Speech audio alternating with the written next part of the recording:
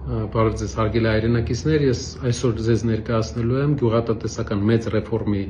մասին տվյալներ, որը մենք առաջարկելու ենք Հայաստանի բոլոր գյուղերին։ Այս ծրագրի մասին մենք մասնակի պատմել ենք Ստեփանավան կատարած վերջի այցելության ընթացքում։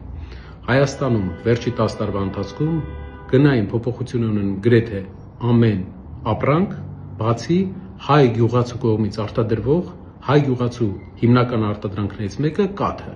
Կաթը վերջի 10 տարվա ընթացքում ինչ 120-130 դրամ կար, մնացել է նույն 120-130 դրամը, բայց Հայաստանում ամեն ինչ գրեթե թանկացել է եւ այդ իսկ պատճառով գյուղացին, ով այսօր վաճառում է 120-130 դրամով իր չարքաշ աշխատանքի արդյունքում ստեղծված կաթը, նույն գնողունակությունը չունի, ինչ 10 տարի առաջ եւ ավելի թանկ են ապրանքները, այդ իսկ պատճառով գյուղացին կարելի ասել աղքատացել է։ Որ լինելով այլ երկրներում դուք կարող եք տեսնել, թե ինչպես են զարգանում անգամ նոր զարգացող երկրների գյուղերը, քանի որ այնտեղ կա պետական գյուղատնտեսական լավ քաղաքականություն։ Ես ուզում եմ հիշեցնել, որ Հայաստանում չկա գյուղատնտեսության նախարարություն, չնայած որ կա 500,000 մարդ, ով ապրում է գյուղերում, զբաղվում է գյուղատնտեսությամբ։ Եվ սա մեր մեծ սխալներից մեկն է։ Ինչ ենք մենք առաջարկում։ Գյուղացու 120-130 դրամ կաթի գնից հավելյալ պետությունը պետք է սուբսիդավորի եւս 40 դրամ, որպեսզի հասկանանք 120-130 դրամ, երբ գյուղացին կաթը վաճառում է, նրա շահույթը ընդամենը 40-50 դրամ է, քանի որ խոտի գին, այլ ծախսեր եւ աշխատանքի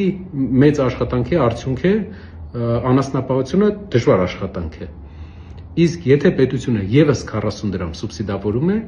նրա շահույթը գրեթե կրկնապատկվում է։ Այսինքն մենք ապահովելով 170, 160-ից 170 դրամ ստաբիլ կաթի գին անգամ մայիսին, հունիսին, հուլիսին, լավ սեզոնին կկարողանանք գյուղերին, գյուղատնտեսական տնտեսություններին, գյուղացիական տնտեսություններին տալ կրկնակի եկամուտ եւ դա հեղափոխական ազդեցություն կթողնի մեր գյուղերի վրա։ Շատերը կհարցնեն, կասեն ինչպես է դա անելու, քանի որ սուբսիդիան դա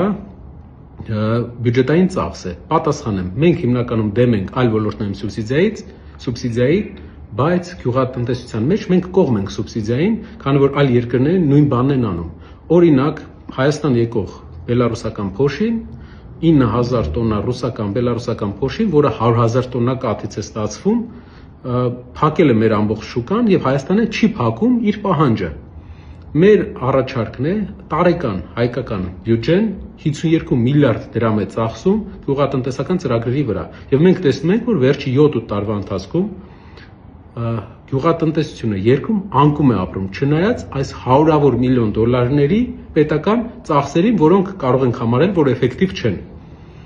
Ինչ պետք է անել 52 միլիարդ դրամ տարեկան ծախսի տեղը, եթե մենք սուբսիդավորենք կաթի գինը Հայաստանի գյուղերում բոլոր, մենք կկարողանանք ընդամենը 20-ից 22 միլիարդ դրամով, այսինքն գումարի կեսով գյուղերում երկրորդ կյանք ապահովել մարդկանց համար։ Իսկ դա կավելացնի գնողունակությունը, դա կբերի հավելյալ հարկեր, դա կբերի ակտիվություն մեր շրջանների։ Սա այն ծրագիրն է, որը մեծ հաճույքով եւ մեծ պատրաստակամությամբ մենք պատրաստ ենք անել եւ մեր ձևաշարժման հաջողության պարագայում մենք դա անելու ենք 6 ամսվա ընթացքում, որի համար շատ ուրախ ենք։ Շնորհակալություն։